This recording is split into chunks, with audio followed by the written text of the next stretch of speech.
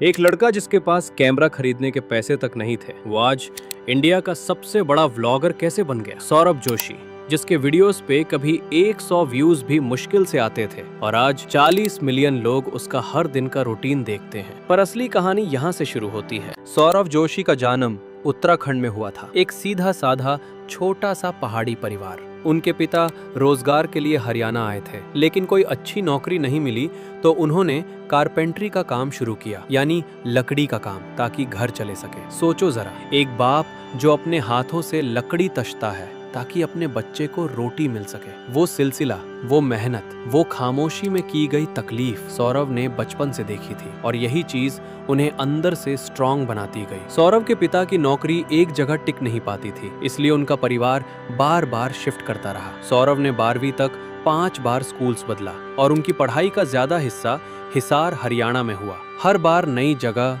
नई क्लास, नए लोग। एक उम्र में जब बाकी बच्चे दोस्त बनाना सीखते हैं, सौरभ बार बार नए सिरों से शुरू करते रहे। ये चीज दर्द करती है, लेकिन इसके साथ एक स्किल भी बनाती है, अडेप्ट करना, किसी भी माहौल में जीना सीखना। लेकिन एक चीज थी जो कभी नहीं बदली, उनका ड्राइंग के साथ प्यार। वो घंटों बैठे रहते थे कागज पर, दोस्तों की, फैमिली की, सेलिब्रिटीज की पोर्ट्रेट्स बनाते। ये सिर्फ हॉबी नहीं थी उनके लिए, ये एक आवाज थी जो अल्फाजों की जगह पेंसिल से बोलती थी। और यही पेंसिल एक दिन उनकी किस्मत बदलने वाली थी। लेकिन उससे पहले लाइफ ने उन्हें और तोड़ना था। 12वीं के बाद सौरभ का सपना था आर्किटेक्ट बनना, बड़े बड़े बिल्डिंग्स डिजाइन करना, कुछ क्रिएट करना जो दुनिया देखे। वो दिल्ली गए कोचिंग के लिए, आर्किटेक्चर एंट्रेंस एग्जाम की तैयारी की, लेकिन रिजल्ट आया और वो एग्जाम में फेल हो गए। सोच लो एक सेकंड के लिए, एक मिडिल क्लास घर से निकला लड़का जिसका बाप कारपेंटर है, जिसने अपने सपने के लिए शहर छोड़ा, कोचिंग की फीस भरी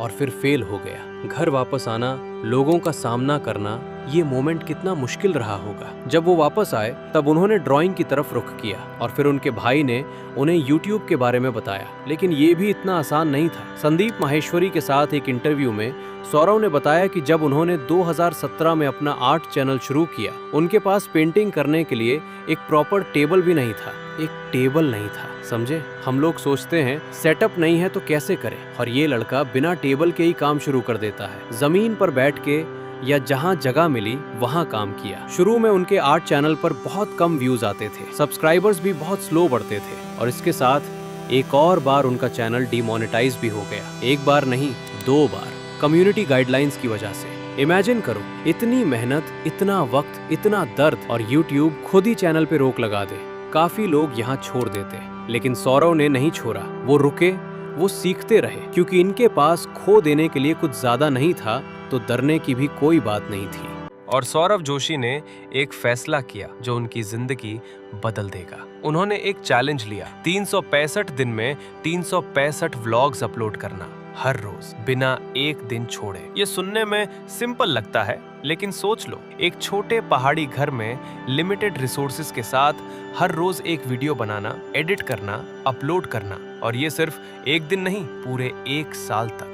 एक इंटरव्यू में सौरभ ने खुद कहा था, मुझे बहुत निराशा हुई थी जब मेरे व्लॉग्स चैनल से पहले एक्सपेक्टेशंस पूरी नहीं हुई, लेकिन मुझे बहुत अच्छा लगा कि लोगों ने मेरी 365 डेज चैलेंज व्लॉग्स को पसंद किया, जिसमें सिर्फ ये दिखाया था कि मेरा दिन कैसा गुजरा। ये वो चीज थी जो लोग ढूंढ रहे थे, रियल लाइफ, असली इंसान, असली घर, असली परिवार। सौरभ ने अपनी फैमिली की लाइफ को कैमरा पर दिखाया, घरों की सिंपल बातें, मम्मा की रोटी, दादी का प्यार, छोटे भाई की शरारतें, बिना किसी फिल्टर के, बिना किसी फेक लाइफ के। दुनिया में एक तरफ यूट्यूबर्स थे जो लग्जरी दिखाते थे और एक तरफ था सौरभ जो असली जिंदगी दिखाता था, और उसी असली जिंदगी ने पूरी इंडिया को अपना बना लिया। सौरभ के आर्ट चैनल पर एक वीडियो आई जिसमें उन्होंने पॉपुलर यूट्यूबर ट्रिगर्ड इंसान की एक हाइपर रियलिस्टिक स्केच बनाई। वो वीडियो वायरल हो गई और सौरभ का नाम पहली बार एक बड़े ऑडियंस तक पहुंचा। लेकिन असली वायरल मोमेंट था उनका 365 डेज चैलेंज। लॉकडाउन के दौरान उनका चैनल एक दिन में एवरेज 10 लाख यानी 1 मिलियन व्यूज ले रहा था, और वो फ्लाइंग बीस्ट और मुंबईकर निखिल जैसे बड़े यूट्यूबर्स को सब्सक्राइबर्स में पीछे छोड़ रहे थे। सोचो,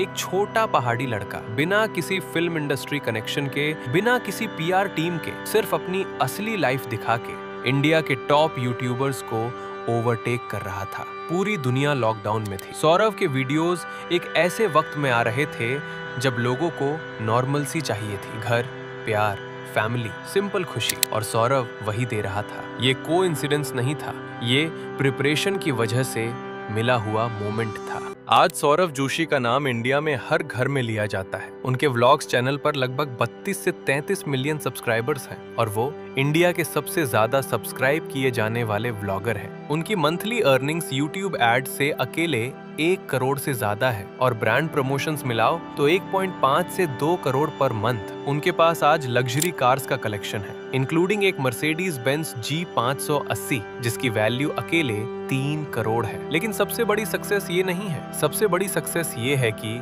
एक लोअर मिडिल क्लास फैमिली का लड़का जिसके पास पेंटिंग के लिए टेबल नहीं था, आज वो फैमिली अपने ड्रीम घर में रहती है। वो बाप जो कभी कारपेंटर था, आज उनका बेटा उन्हें सब कुछ दे सकता है। और सौरभ ने कभी अपनी रूट्स नहीं छोड़ी। वो आज भी वही सिंपल, वही असली इंसान है। उनकी फैमिली, माँ, बाप, भाई, दादी, सब उनके वीडियोस में है। उनकी जिंदगी आज भी ओपन है, रियल है, और इसलिए उनका ऑडियंस उन्हें अपना मानता है। तो ये थी सौरभ जोशी की कहानी। एक ऐसी कहानी जो कहती है फेल होना एंड नहीं होता, कभी कभी वो एक नए रास्ते की शुरुआत होती है। आर्किटेक्चर एग्जाम में फेल हुआ तो ड्राइंग की तरफ आया, ड्राइंग से पैसे नहीं मिले तो व्लॉगिंग शुरू की।